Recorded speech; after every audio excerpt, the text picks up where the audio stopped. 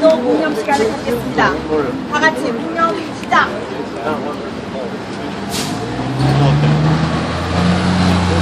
바로 이번에는 우리가 여러 CV에서 만나서 함께 합의한 공동 성명서 낭독이 있겠습니다.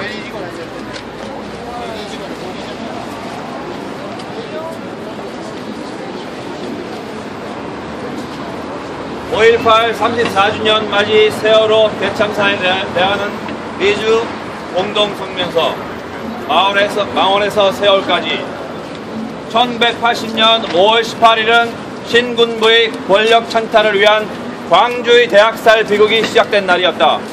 언론을 비롯한 모든 시민들이 두려움에 숨을 죽이고 광주 시민들은 온몸의 폭력에 저항했다.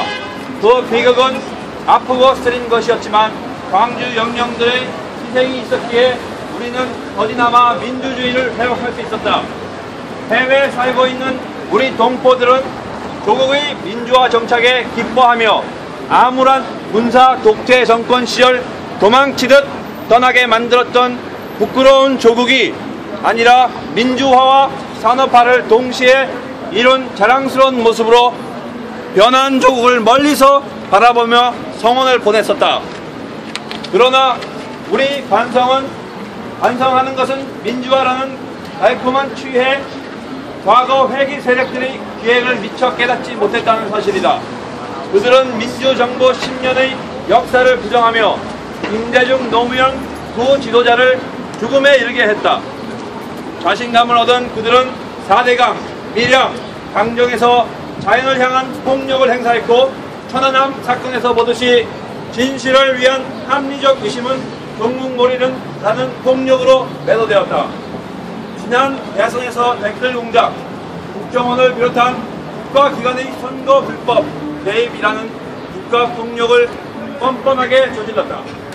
그러더니 이제는 군사독재 정권 시절에 하던 간첩 조작도 허슴지 않았다.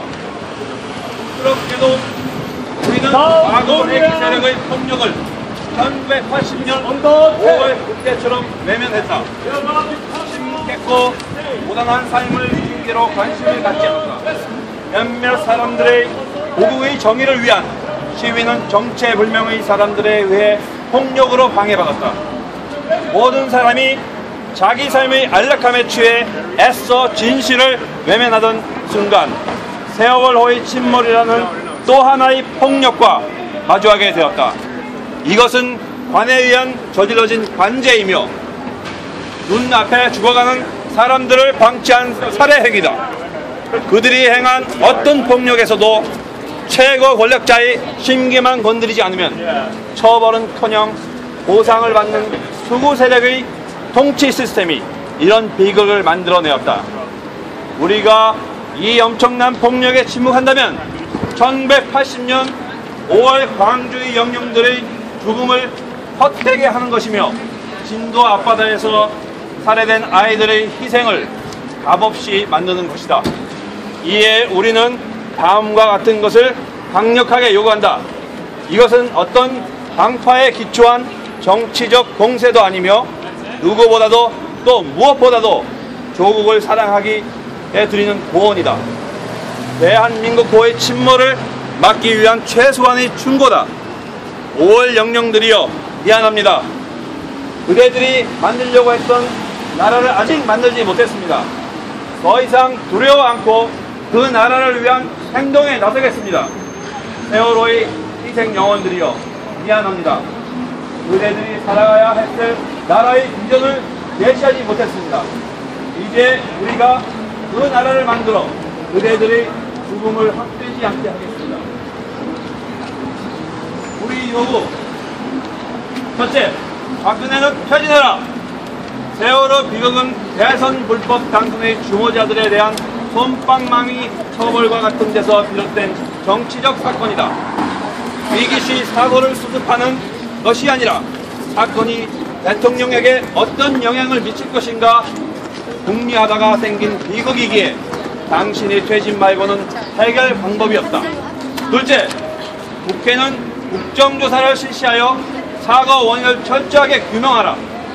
특히 관제 야당의 심세로 전락한 새정치민주연합에 바란다. 더 이상 중직한 이중자가 되지 말고 의원직을 걸고 진상규명에 앞장서라. 셋째, 언론은 각성하라. 오보에서부터 권력자 감싸기, 선정적인 보도로 일액의 소리를 듣는 현실을 직시하고 민중의 소리를 정직하게 대변하라. 특히 우리 모임을 정치 공세로 추태를 보이지 않기 바란다. 넷째, 행정부는 박근혜 퇴진 이후에도 흔들리지 말고 보상과 처벌을 비롯한 모든 절차를 투명하고 신뢰성 있게 진행하라. 2014년 5월 16일 보스턴, 뉴욕, 로스앤젤레스, 워싱턴 DC, 시카고, 달라스, 시애틀, 세월호 참여자 일동.